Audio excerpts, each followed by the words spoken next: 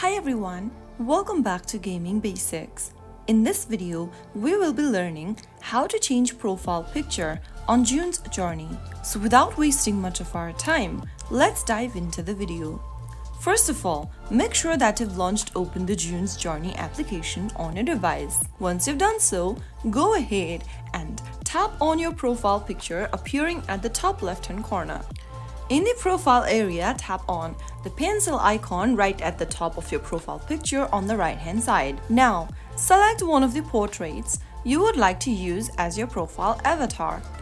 More profile avatars will unlock as you progress throughout the game. After making a selection, tap on Confirm. If you want to use your Facebook account's image, then make sure you check on this little box at the bottom and tap Confirm. But if you don't want to use your Facebook image and you would like to select one of the portraits from the options, leave the box unchecked and tap on Confirm.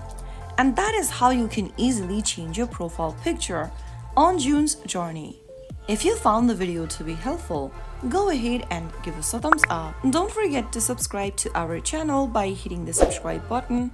Also press on the notification bell so that you'll never miss another upcoming upload from us. I will be back again in the next video. Thank you for watching.